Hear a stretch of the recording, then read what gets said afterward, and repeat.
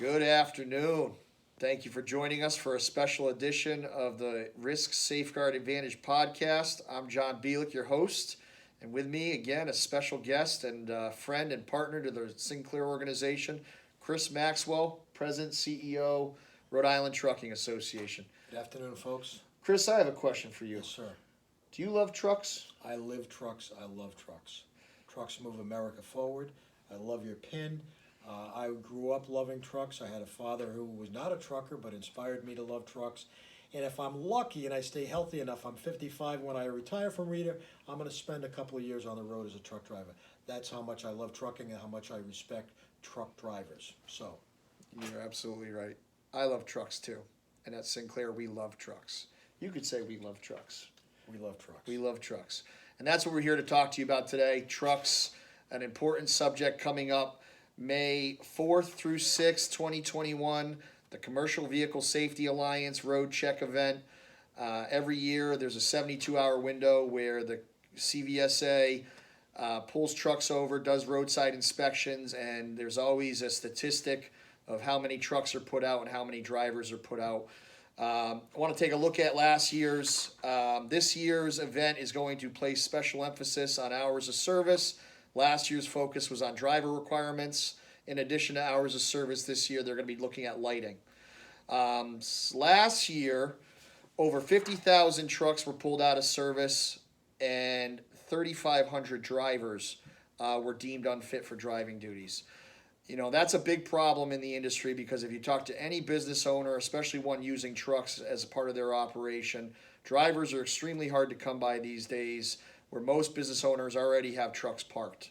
And so the goal of this podcast today is to give you some education with my colleague to the right on what you can do to be prepared for Roadcheck, and more importantly, make sure your trucks are running, your drivers are running, and that you're productive and safe. So with that, Chris, I'm going to turn it over to you. Well, real quickly, I want to start by saying I don't expect those numbers to get any better. You got to understand, folks, there's no industry that goes through this level of scrutiny for 72 hours straight. It's put in place because inherently our industry has violations, and the more you dig deeper, they're going to be there. This is an exercise. It's an educational exercise. It's not as punitive as much as it is to call attention to certain problems. Hours of service is a big one.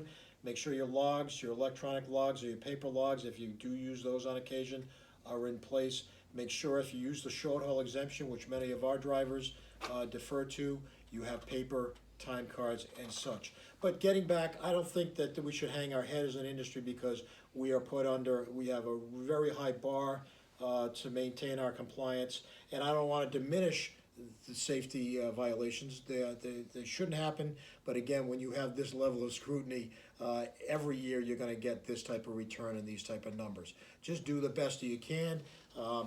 To educate you folks, we will on Thursday, April 22nd, here at Rita from 9:30 to 11:30, we will have a roadside inspection preparation course with Mike Glinsky, who's been our resident trainer. Mike is a former roadside inspector in Connecticut. He knows this stuff sideways, up and down. Great resource.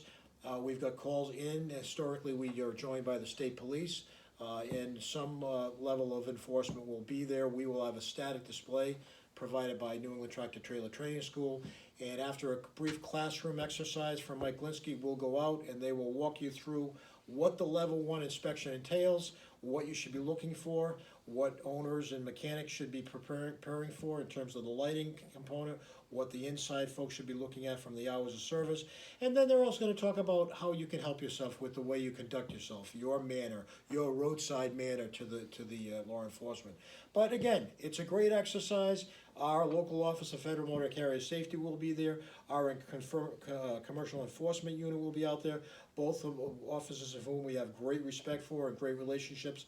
So we're going to prepare you on the 22nd, and hopefully we'll come out ahead on this in terms of the statistics. But again, it's a great exercise every year, and we're proud to represent the association and the industry in helping you as our members prepare for this. Great, thank you, Chris. Yeah, as Chris mentions, this is a countrywide initiative and actually expands to Canada and Mexico as well. The goal here is to obviously focus on our region here in the Northeast that we service together, and make sure we're giving our constituents a competitive advantage over maybe their nationwide peers that aren't paying as close attention. As always, Sinclair has partnered with Rita for this event and other safety initiatives that influence and impact the trucking industry. We're going to be providing a lot of educational material throughout Roadcheck, leading up to Roadcheck, post Roadcheck, as well as some of our own safety personnel resources to you, Chris, and your membership.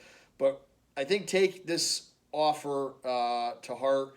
We are here to help you turn this challenge of 72-hour Roadcheck into an opportunity for you and your business to make yourselves better, to improve your chances of success.